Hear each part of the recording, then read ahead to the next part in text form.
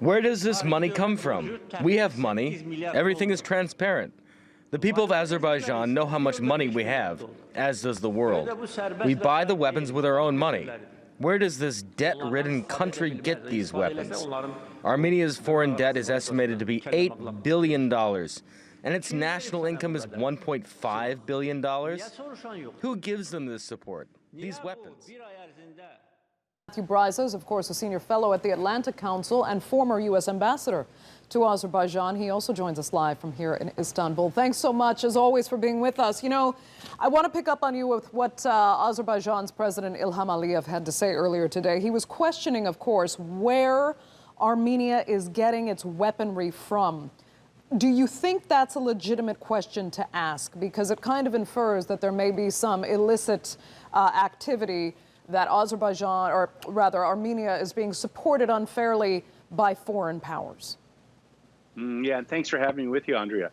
Yes, it's a completely legitimate question, and it's been clear for years that where Armenia gets the lion's share of its weaponry is from Russia. Now, Azerbaijan buys a lot of weaponry from Russia as well, but Russia almost donates its weaponry to Armenia. So in other words, Armenia buys it, but at a huge discount, below the market rate. And also, when the conflict began way back when in the early 90s, it was Soviet or Russian weaponry that was abandoned by a big military base nearby and then taken over by the Armenians, who then fought the war in Nagorno-karabakh. So there's a 30-year history of this sort of transfers of weapons happening from Russia to Armenia to sort of skew the Nagorno-Karabakh conflict. Okay. As for the ceasefires, I mean, this was a U.S. brokered ceasefire, this latest one. All three, though, have failed so miserably. Why? Why so miserably, and why so quickly?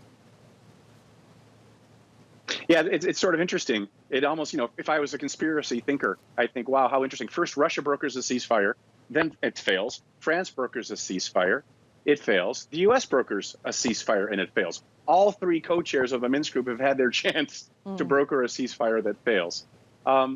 So I think it's failing because, well, if you agree with what the Azerbaijani Ministry of Defense said today, within 4 minutes of 8 a.m. today, when the ceasefire went into effect, Armenian forces fired on Azerbaijan.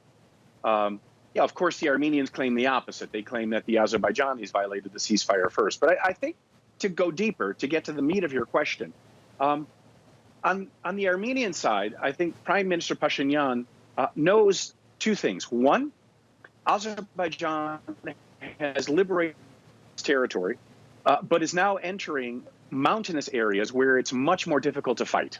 And so Pashinyan thinks maybe it's to our advantage and on the Armenian side to keep the fighting going so we can put Azerbaijan in a difficult position and then maybe draw in international support, like politically from French President Macron or even militarily perhaps from Russia.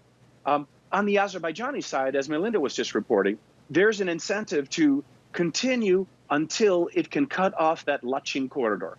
Once Azerbaijan can cut the Lachin corridor, the war is over, essentially, without anyone else having to die, because there's no way then Armenia can deliver food, fuel, medical supplies, basic goods to the Armenians remaining in Karabakh.